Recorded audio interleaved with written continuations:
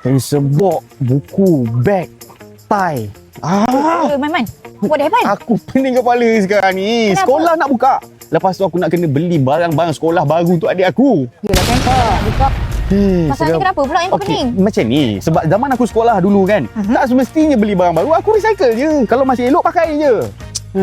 Sebab itulah kita dekat sini, Man. Okey. Kita nak tanya orang sekeliling dekat sini. Dia orang patut ataupun rasa tak patut untuk beli barang baru setiap kali sekolah nak bermula. Okey. Jom tanya. Aku Jom. tak ada. Aku memang pakai je apa yang ada. Pada saya rasanya patut sebab untuk kita bagi semangat untuk anak ke sekolah. Dia ada dua. Okey. Satu positif, satu negatif. Okey. Yang pertamanya bergantung pada kewangan ibu bapa. Dan yang kedua bergantung kepada barang tu dah boleh digunakan lagi ataupun tidak. Jadi sebab bagi bapa yang ekonominya tinggi, dia boleh beli seberapa banyak yang boleh. Tapi bagi ibu bapa yang kais pagi makan pagi, tu bergantung kepada situasi. Sebab apa? Mak bapak ni kadang-kadang bukan tak tahu. Yelah kan. Ya. Kena ikut kemampuan juga kan. Ikut kemampuan. Kalau tak ada kemampuan tak salah beli. Okey. Pakai yang lama aja. Betul juga. Tapi kan saya nak tanya, in case kalau ada anak-anak yang tiba-tiba macam meringit-ringit nak juga barang tu, padahal barang tu dia dah ada dah, ataupun barang tu kita tak mampu beli tapi dia nak juga, apa tindakan cikgu? Ya, yang pertama sekali adalah kebijaksanaan ibu bapa. Kalau ibu bapa pandai mengambil situasi ataupun kita kata mencengkam ekonomi, lepas tu ambil hati anak-anak dengan cara yang lain yang boleh meredakan emosi kanak-kanak. Biasalah budak-budak. Kan.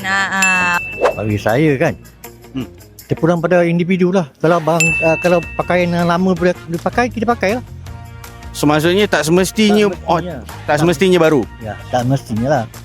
Sebab selagi boleh jimat, kita jimat, betul tak? Betul lah tu. Selagi kita kan ekonomi kita pun dah kurang sikit, kurang memuaskan. Terus kalau boleh kita jimat, kita jimat lah. Faham? Alright, so contohlah kalau macam pakcik ada cucu kan. Contohlah, cucu ni dia macam meringit nak juga beg baru. Apa tindakan pakcik? Adakah biar je ataupun beli juga? Selalunya kalau untuk atuk dia ikut je apa yang cucu nak. Atuk ni lain sikit kan? Atuk yang lain sikit. Kasih sayang atuk ni lain sikit. Tapi kalau dengan anaknya dulu dia garang. Kalau dengan cucunya, Allah, lembut. Bagi saya lah, saya rasa tak perlu kot. Kita pakai je apa yang kita dah ada. Tak pun, kalau mak ayah dah gaji, kita boleh pau. Okey, let's say lah waktu awak sekolah dulu kan, macam barang-barang awak ni, awak recycle ke ataupun kadang-kadang tukar?